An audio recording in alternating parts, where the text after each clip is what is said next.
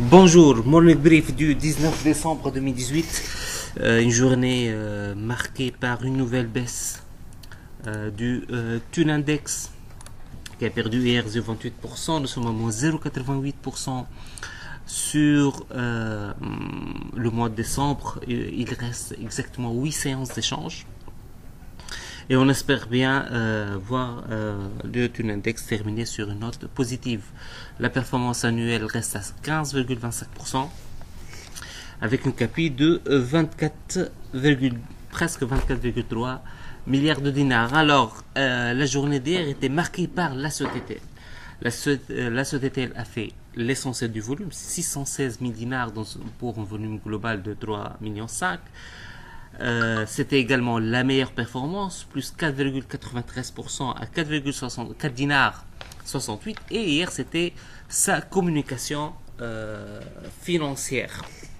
Pour cette communication, le management a bien précisé qu'il ne s'agit pas de donner des perspectives, mais de présenter une stratégie globale pour la boîte. Pour rappel, c'est un nouveau management qui a pris les commandes durant le mois d'avril 2018, et donc c'était réellement son premier contact avec les spécialistes de la place. Pour cette nouvelle stratégie, donc pour appeler Smart Enabler par le management, pour lui, c'est une compagnie qui est leader incontestable sur son marché. Elle a pu signer des contrats importants avec la SNCFT, avec Tunisie Autoroute, en ce qui concerne les fibres. Donc, ce sont deux projets qui devraient améliorer significativement le chiffre d'affaires de la boîte durant les prochains mois. Donc, on s'attend à voir un impact en 2019. Également pour l'année 2019, qui serait bonne selon le management, mais sans donner de chiffres concernant le chiffre d'affaires ou le résultat. Donc, pour lui, il faut attendre les chiffres définitifs de 2018 pour pouvoir construire un business plan pour les 3 ou les 5 prochaines années. Alors, la société est en train de se focaliser sur tout ce qui est Smart Cities. Donc, aussi bien en Tunisie qu'à l'étranger. Pour ce qui est export de services, après avoir été testé par Go Malta sur un certain nombre de projets, ce sont des petits projets.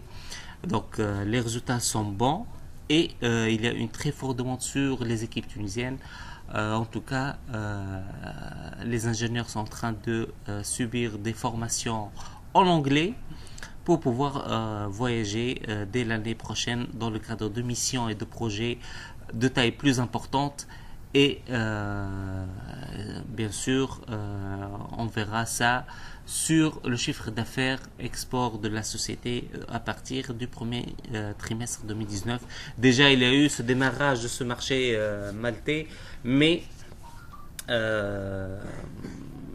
vraiment, on devrait voir des chiffres beaucoup plus importants dès l'année prochaine. Cela va permettre, bien sûr, de compenser la baisse de la demande du marché local. Il y a des restrictions budgétaires sur plusieurs projets, même de la part de Tunisie Télécom.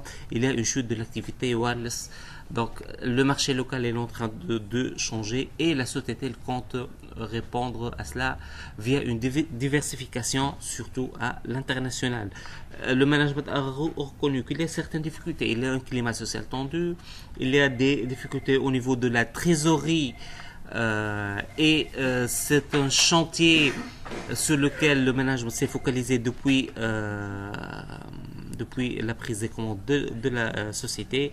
Globalement, la performance annuelle dépasse les 70% pour SOTTL, ce qui explique que nous avons un downside dans notre objectif de cours, mais il faut rappeler qu'il y a une décote appliquée à la SOTTL.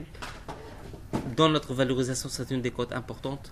Bien sûr, il est lié à tout ce qui est manque de visibilité, mais avec une telle stratégie, probablement on va réviser progressivement cette décote à la baisse, ce qui pourrait donner de nouveau du potentiel à la société. C'est ce qu'on a pour aujourd'hui. On vous souhaite une excellente journée et à demain.